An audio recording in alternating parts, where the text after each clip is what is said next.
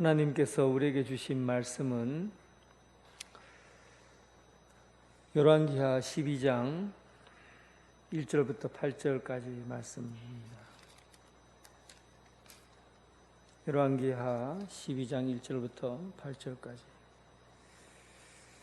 오늘 내용은 12장 전체를 같이 볼 겁니다.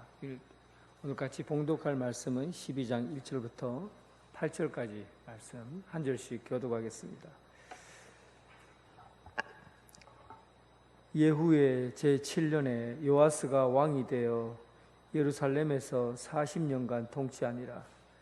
그의 어머니의 이름은 시비아라 브엘세바 사람이었더라.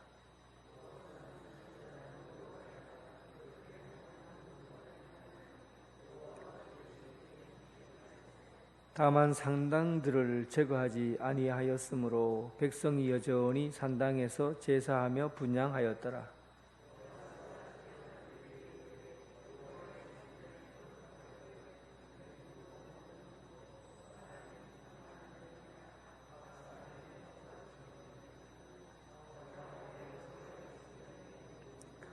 제사장들이 각각 아는 자에게서 받아들여 성전의 어느 곳에든지 파손된 것을 보거든 그것으로 수리하라 하였으나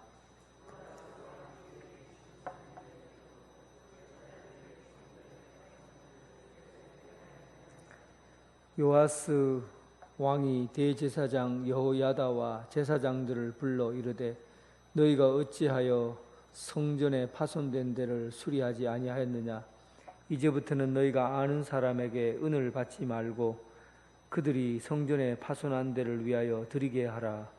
제사장들이 다시는 백성에게 은을 받지 아니하고 성전 파손한 것을 수리하지 아니하기로 동의하니라.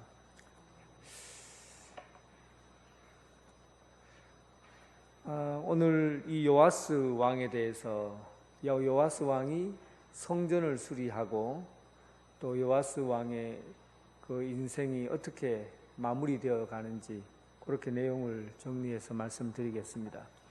먼저 요아스는 지난주에 우리가 본 내용 중에서 아달랴, 좀 다른 데서 번역할 때는 아달랴를 아달리아라고 번역한 데가 많아요. 그래서 아달리아가 말하기 훨씬 편한데, 아달리아는 남북을 통틀어서 여왕의 시대를 열어간 최초의 왕입니다. 근데 아달리아는 어떤 사람이었는지 한번 기억을 되살려 보십시오. 그의 남편은 여호람이었고 그의 아들은 아하시아죠. 근데 여호람과 아하시아가 예후, 그러니까 북이스라엘의 예후에 의해서 목숨을 잃었습니다. 아달리아는 이세벨의 딸이었고 페니키아의 왕녀입니다. 그런데 이 아달리아가 어떻게 그의 아들 아하시아가 통치하던 남유다를 어떻게 그가 그 나라를 차지하게 되었을까? 참으로 궁금한 이야기예요. 그런데 성경 어디에도 아달리아가 그 나라를 다 차지해서 7년을 다스리는 그 과정에서 어떻게 그 일을 감당했을까 하는 것에 대한 내용은 나와 있지 않습니다. 그런데 학자들 생각은 이런 생각도 있어요. 아달리아는 원래 페니키아 출신의 여자, 그러니까 시돈과 관계가 있는 거죠. 시돈에서부터 시작했던 그 풍성한 자원뿐만 아니라 또 교역을 통해서 물건을 파고 사고 하는 그런 무역을 통해서 국가가 커 나갔던 곳인데, 이 아달리아는 그 부모로부터 받은 기본적인 무역에 대한 수단을 갖고 있었어요. 그래서 아달리아가 남쪽에서 그의 아들과 그의 손자들을 칼로 다 자기가 목베어 죽이고 난 이후에도 그가 7년이라는 그 동안에도 나라가 강성하게 유지될 수 있었던 것은 그가 무역을 통해서 재산을 획득할 수 있는 그런 능력을 갖고 있었기 때문입니다. 어쨌든 이 아달리아에 의해서 학살당한 그 왕자들, 그 중에서 한 사람만 살아남게 되죠. 아시아의 누이였던 요세바가 요아스를, 한 살 된 요아스를 품에 품고 자기 침실에다가 숨겨놓고 있다가 나중에 요사바 제사장에게 맡겨서 그 성전에서 숨어서 지내도록, 7년 동안 숨어서 지내도록 그렇게 해서 목숨을 부지합니다. 그러니까 이 요아스를 그리고 난 이후에 이 요아스를 지지한 사람들, 요야다와 더불어서 요아스를 지지한 사람들이 요야다를 위시로 해서 왕궁의 호위병들과 그리고 땅의 사람들, 아마레츠라고 하는데, 이 아마레츠는 이때 당시에는 정치적으로 영향을 가지고 있는 지주들을 의미합니다. 그러나 신약에 오면 아마레츠는 땅의 사람들이라고 해서 가장 가난하고 빈곤한 사람들을 의미해요. 그러나 오늘 이 본문을 배경으로 하는 아마레츠는 그 아하스를 도울 수 있는 힘을 갖고 있는 지주를 의미하죠. 그래서 요야다와 그 요아스를 지지하는, 왕을 지지하는 왕궁 호위병들 그리고 땅의 사람들이라 부르는 아마레츠와 더불어서 나라를 되찾게 되죠. 그런데 그가 나라를 되찾게 됐을 때 요아스가 왕이 될 때 나이가 7세였어요. 7살입니다. 7살이면 뭘 할 수 있는 나이가 아니에요. 정치를 할 수 있는 나이가 아니에요. 뭘 알아야 정치를 하죠. 그래서 그 요아스를 도와서 대리 통치를 한 사람이 있는데 그 사람이 바로 요야다입니다. 그러니까 고모부가 대리 통치를 하게 되죠. 그래서 오늘 이 본문에는 요아스에 대해서 좀 자세하게 설명을 하고, 그리고 요야다와의 관계가 이제 나와 있어요. 좀 짧게 나와 있지만 역대하에 있는 말씀과 비교해 보면 요야다와 요아스와의 관계가 좀 분명하게 드러납니다. 그 요아스는 그의 어머니가 이름이 시비야 부엘세바라고 되어 있어요. 어머니가 왜 기록이 되었을까? 어머니 이름이 여기 본문에 보통 아버지 이름 외에는 이 어머니 이름을 기록할 리가 없어요. 대부분 특별한 사건이 있을 때, 또한 아주 두드러지게 이름난 일이 있을 때는 어머니, 여자 이름을 기록합니다. 그런데 오늘 이 요아스에게는 그의 어머니 이름이 시비야 부엘세바, 이렇게 시비야라고 이름이 기록되어 있어요. 그래서 혹시 이 사람이 무슨 유명한 여인인가, 특별한 일을 한 사람인가 싶어갖고 사실은 여러 자료를 다 찾아봤는데 부엘세바 사람 시비야에 대해서 전혀 기록이 없어요. 그런데 왜 요아스에게는 이 여인의 어머니의 이름을 기록해 놨을까? 그래서 한참을 공부하다가 찾아내는 게 이런 내용입니다. 이 아시아에게 아들이 있는데 이 아달리아가 칼로 다 목베어 죽였잖아요. 자기 손자들을 다 죽여버렸어요. 죽이고 1살 된 이 요아스만 남아 있었습니다. 그리고 7년 동안 성전에서 있었다고요. 그러면 나중에 사람들 앞에서 요아스를 데려다가 이 사람이 바로 아시아 왕의 아들입니다 라고 선언해도 사람들이 뭐라고 얘기할 수 있어요? 그거 어떻게 믿노? 다른 사람 데려와갖고 왕의 핏줄이라고 해도 다 속을 수 있잖아요. 누가 그걸 믿을 수 있냐고.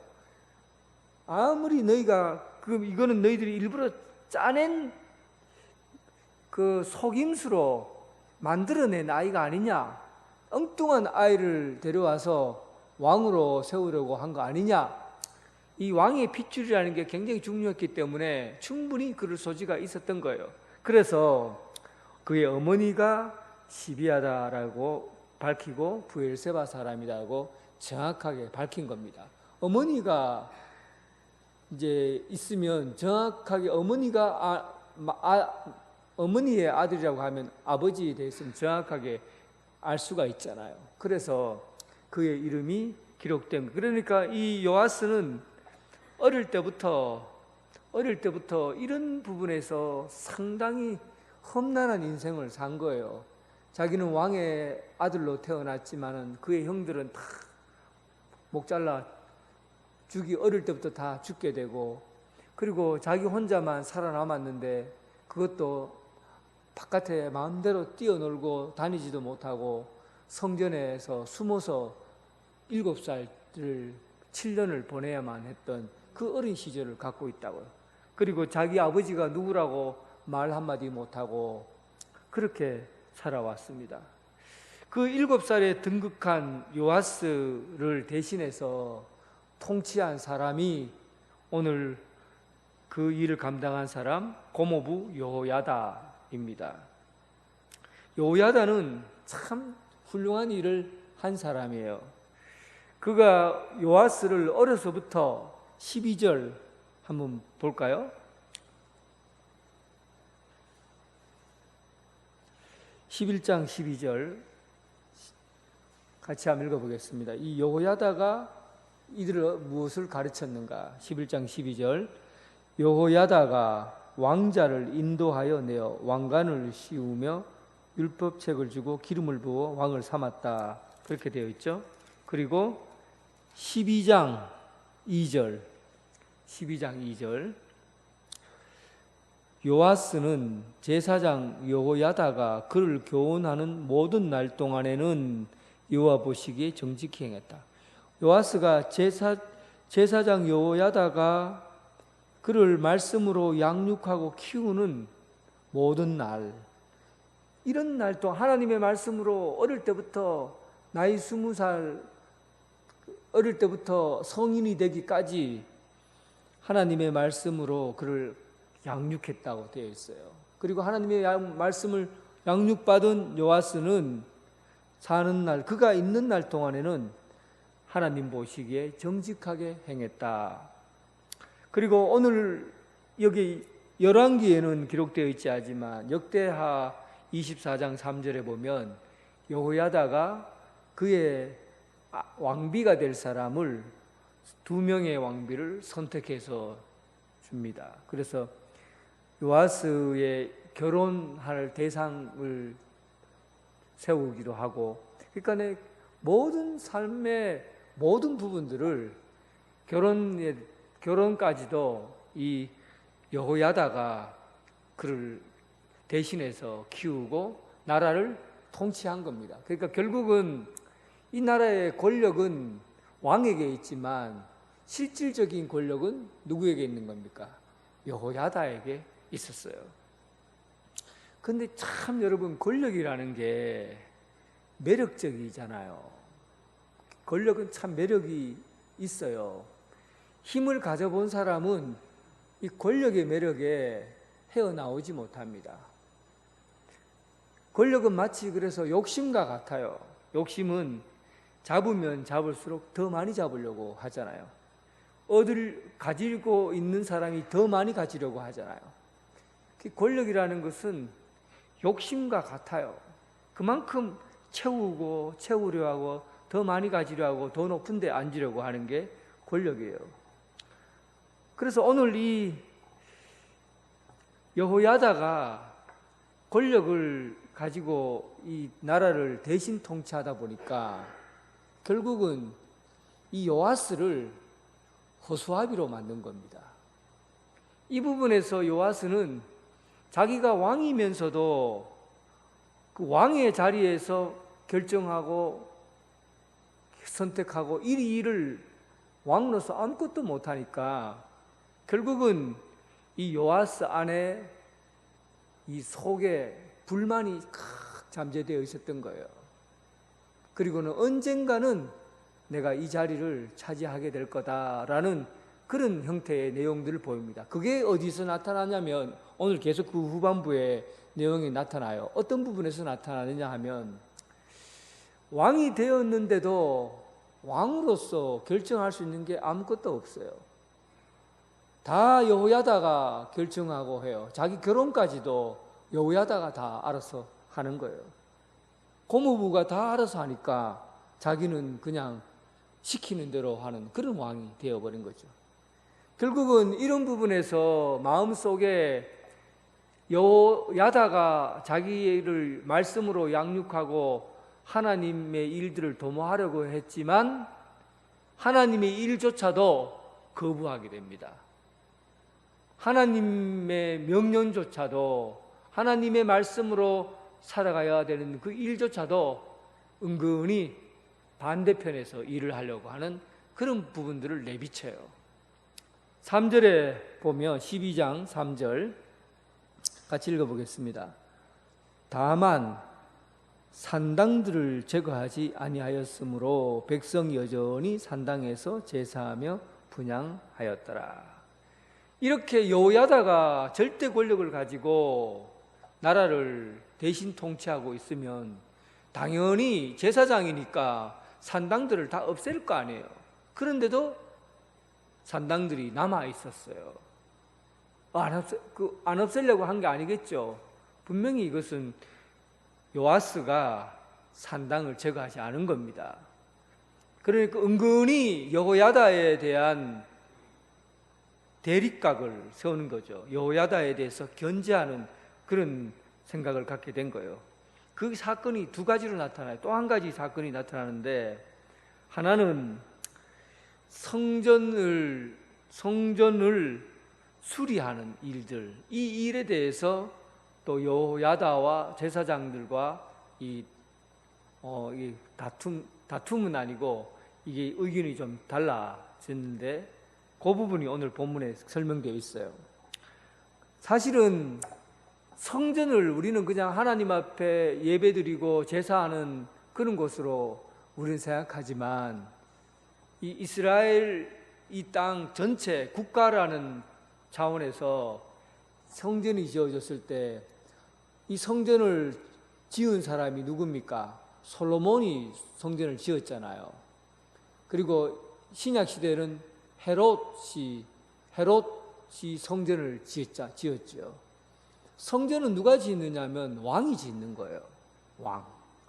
왕이 사람들의 세금을 거두어서 그리고 그것을 가지고 이 성전을 짓는 겁니다. 결국은 성전은 상징적으로 왕에게 속해 있다고 보는 거예요. 신앙적인 관점으로 보는 거랑 약간 달라요. 그러니까 힘은 이 성전을 모시고 있는 그 왕에게 권력이 주어진다고 본 겁니다. 그래서 성전을 어떻게 관리하느냐에 따라서 그 왕의 권위나 그 권력의 그 모습을 보여줍니다. 히스기야 예를 들면 히스기야가 큰 실수를 하나 하게 되잖아요.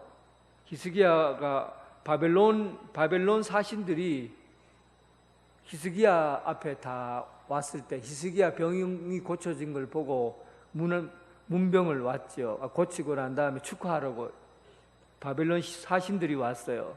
그때 사신들에게 히스기야가 자기가 얼마나 강성한 사람이고 힘이 있는 사람인가 하는 것을 자기 국고에 있는 금과 보배로운 기름과 군기고와 창고 그리고 성전에 있는 기물들을 다 보여줘요.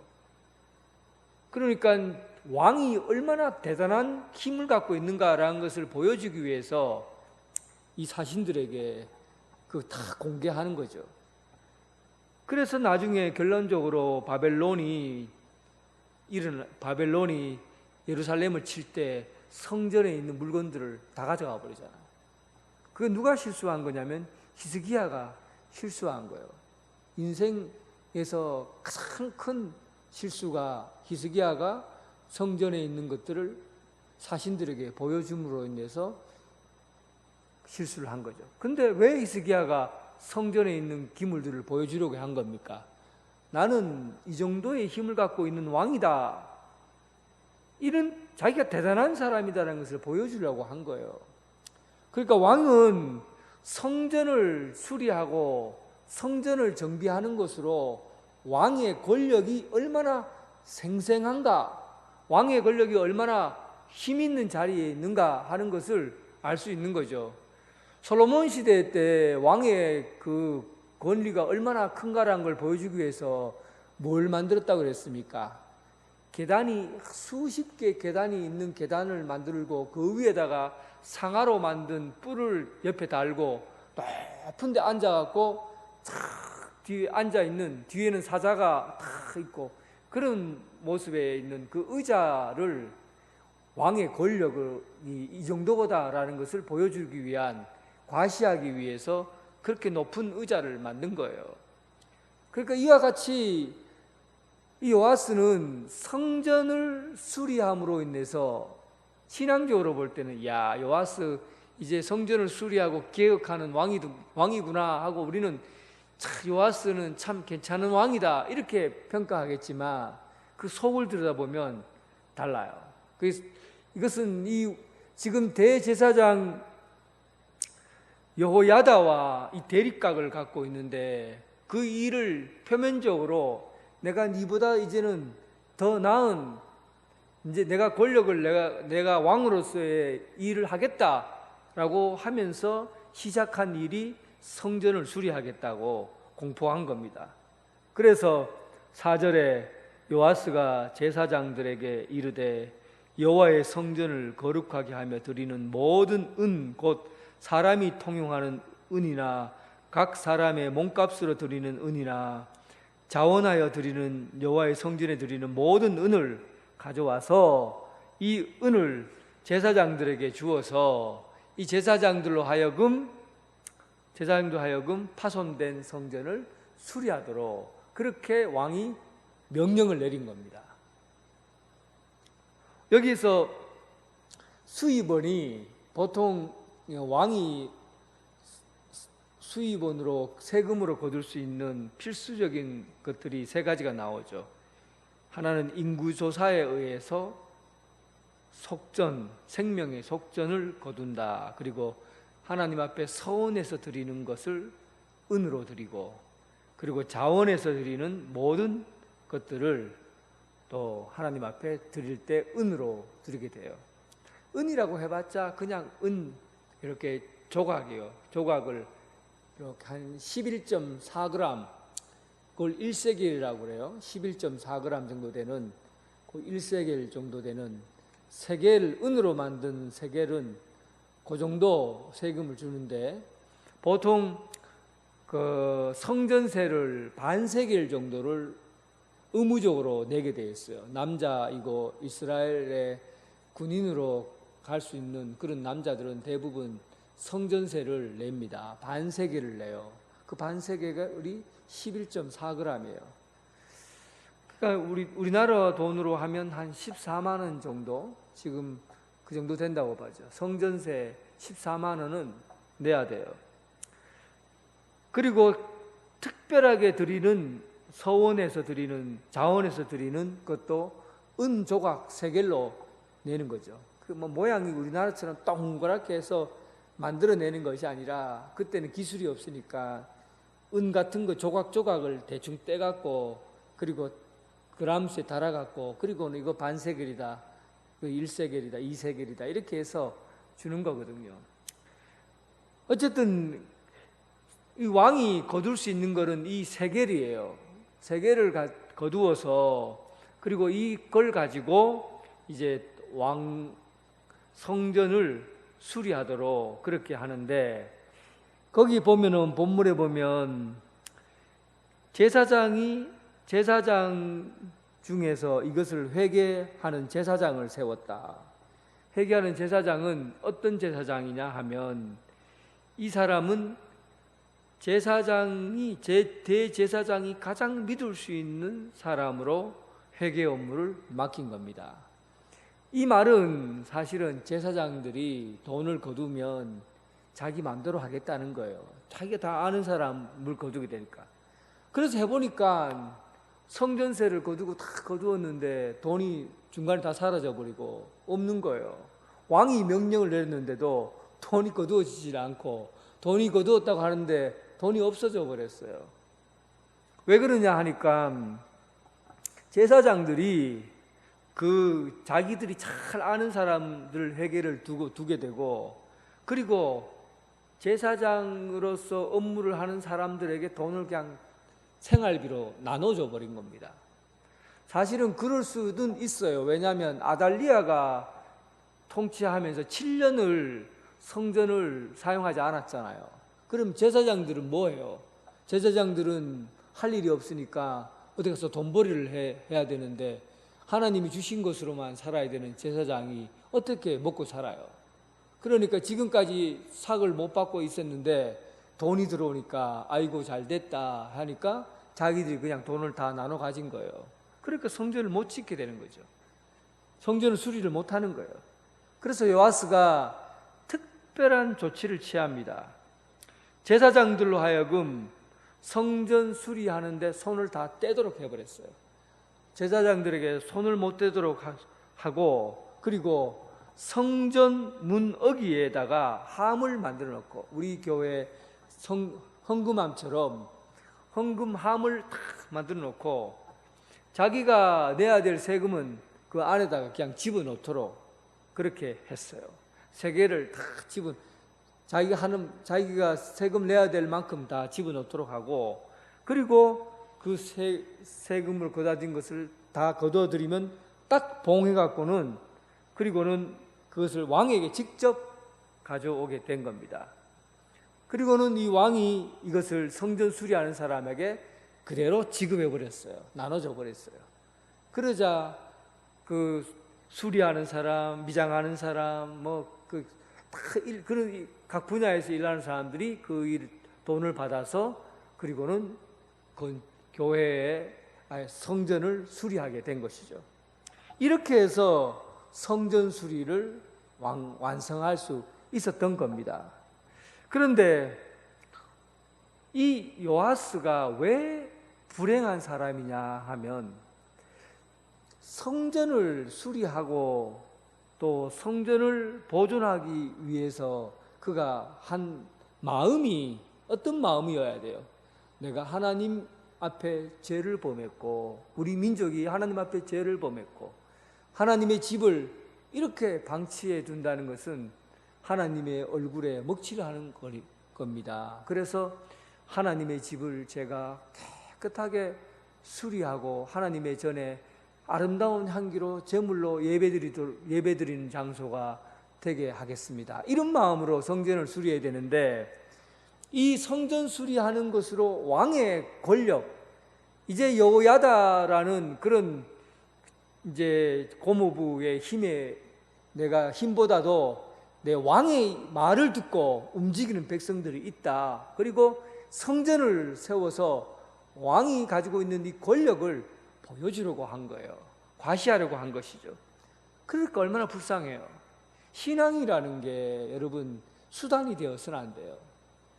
권력을 잡기 위한 수단이 되거나 자기 삶의 이익을 위해서거나 아니면 내 인생에 뭔가를 채우기 위해서 하나님을 수단으로 이용해서는 안 되는 거예요.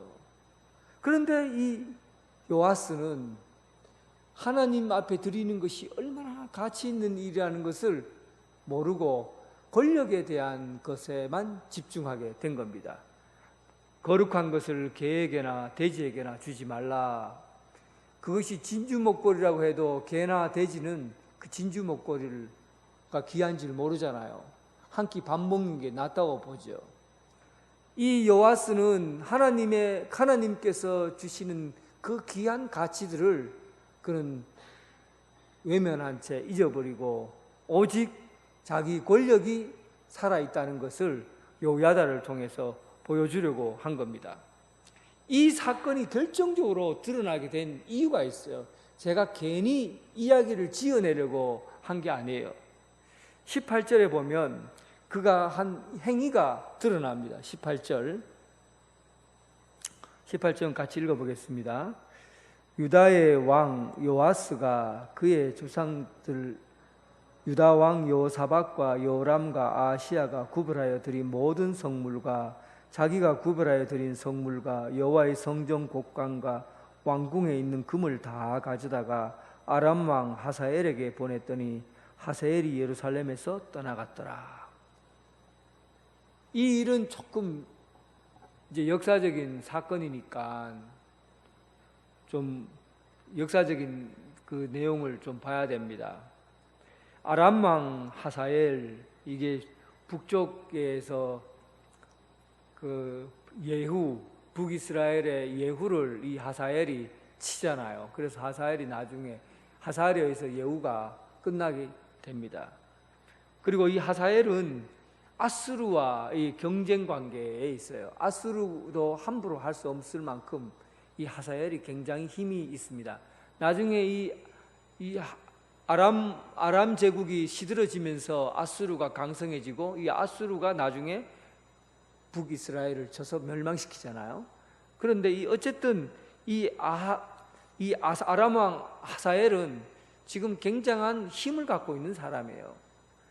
그래서 이 아람 군대가 예루살렘까지 소수의 군대로 진군해서 그 예루살렘의 많은 사람들을 죽이고, 그리고 하사엘이 그 민족을, 이스라엘 남유다를 그 작은 군대로 굉장히 어렵게 했어요.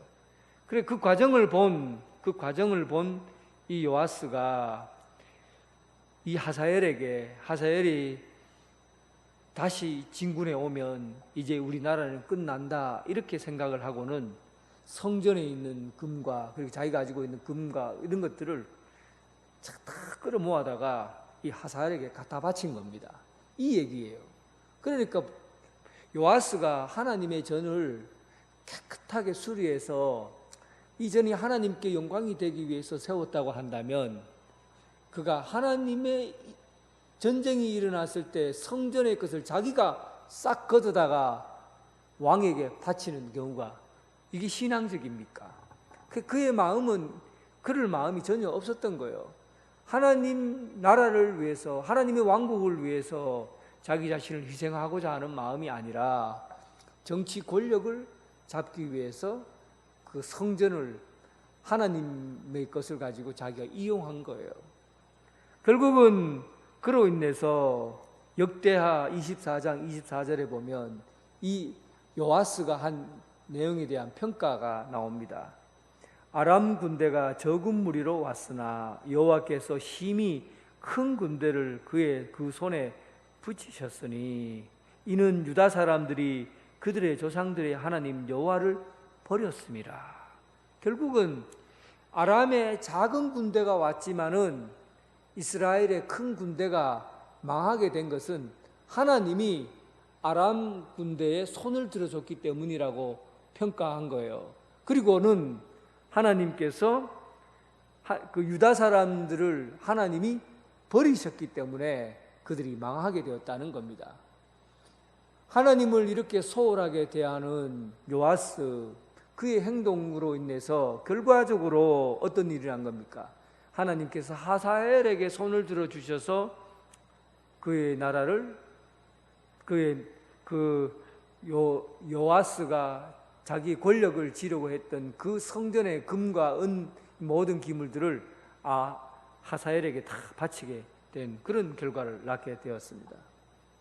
뿐만 아니라 여호야다의 아들이 스가랴예요. 이 스가랴가 왕이 잘못되었다고, 왕이 당신이 성전의 것을 가지고 하사엘에게 드린 것이 잘못된 행동이라고 큰 소리를 외쳤어요.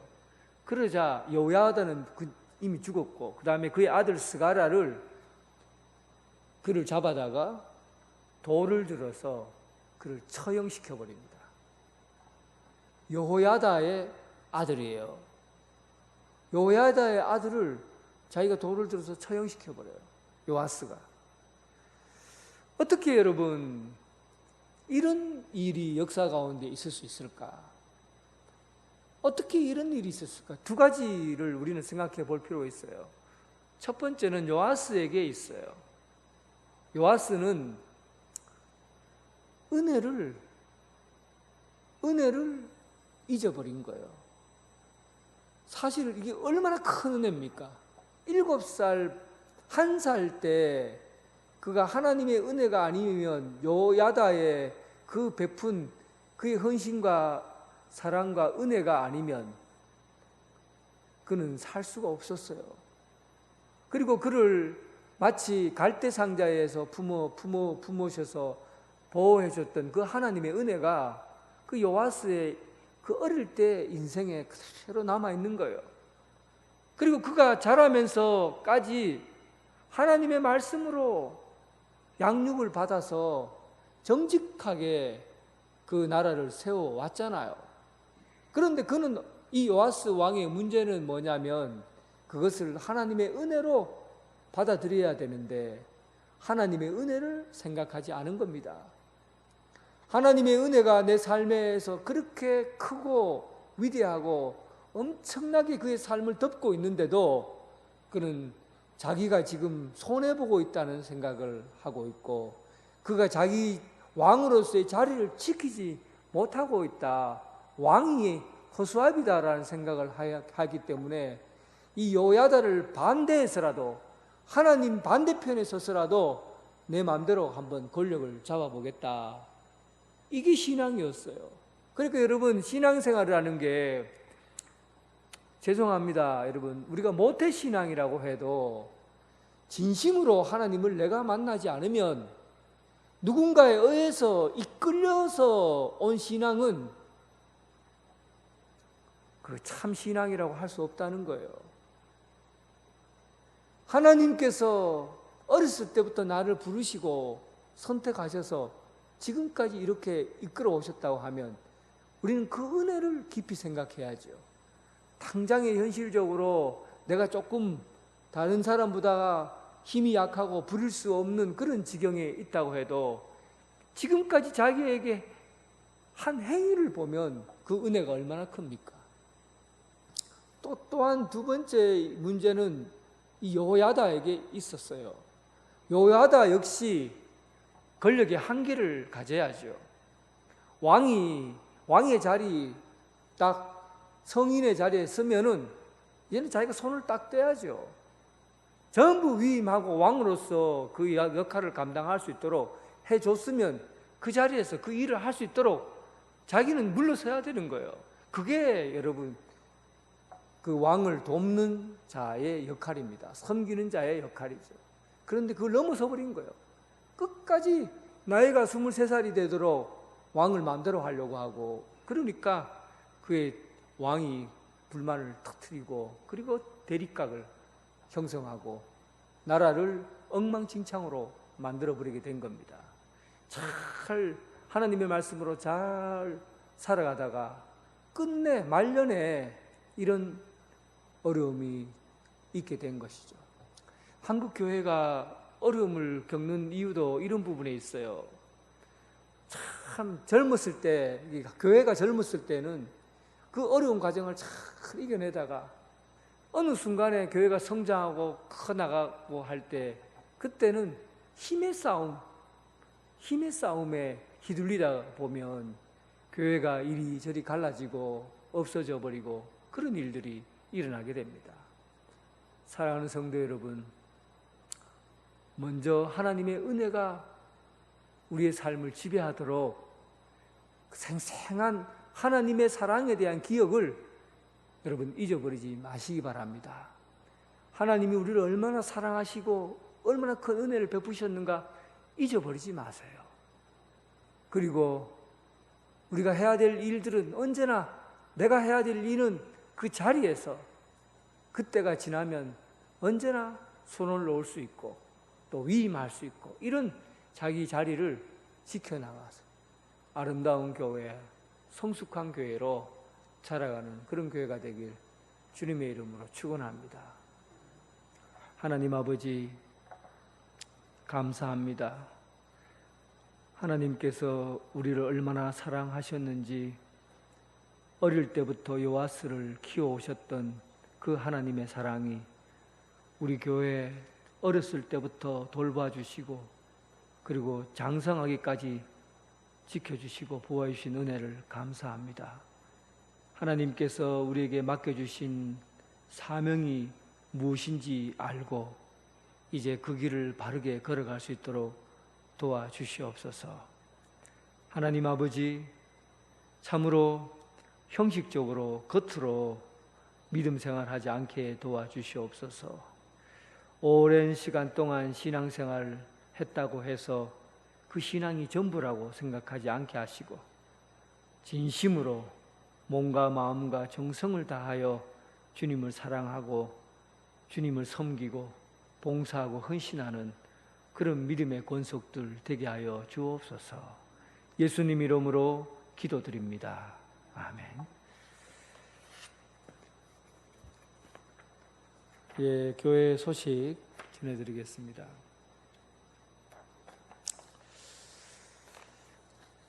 우리 교회 120주년을 위해서 우리 교회가 준비를 하고 있는 게 있습니다. 집에서 여러분들 그 교회에 관련된 사진이 있거나 아니면은 그 물건 같은 거, 우리 교회랑 관계된 것, 어떤 소지품 중에 그런 물건 같은 게 있으면 성경을 또 필사했거나 신앙의 흔적으로 남을 수 있는 것들이 집에 있으면 여러분 교회로 가져오셔서 120주년 그날까지 전시를 할 수 있도록 도와주시기를 부탁드리겠습니다. 그리고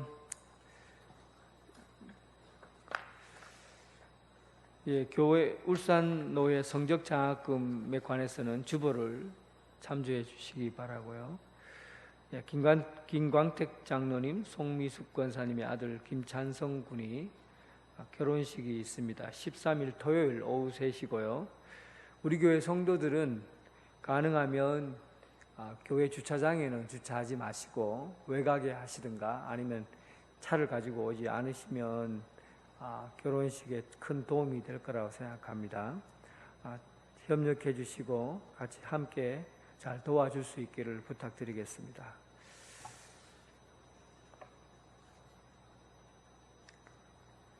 찬송가 310장, 찬송가 310장.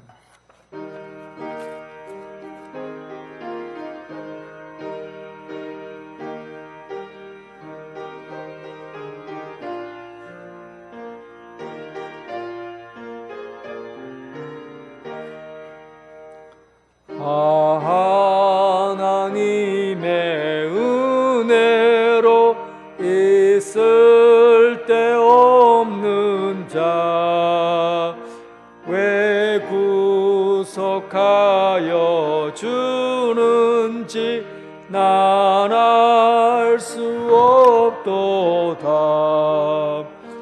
내가 믿고 또 의지함은 내 모든 형편 하시는 주님 늘 보호해 주실 것을 나는 확실히 아네. 왜 내게 굳세 믿음과 또 복음 주셔서 내 마음이 항상 편한지 난 알 수 없도다. 내가 믿고 또 의지함은 내 모든 형편 하시는 주님 늘 보호해 주실 것을 나는 확실히 미안해. 왜 내게 성령 주셔서 내 마음 감동해. 주 예수 믿게 하는지 난 알 수 없도다.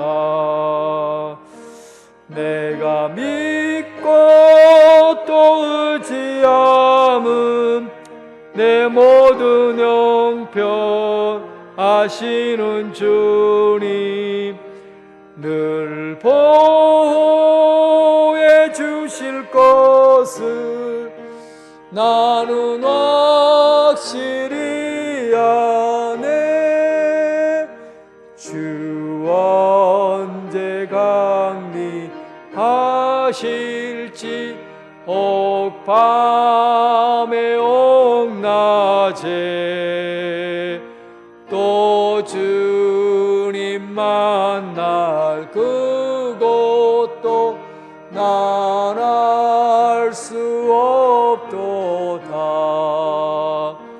내가 믿고 또 의지함은 내 모든 형편 아시는 주님 늘 보호해 주실 것을 나는 확실히 아네.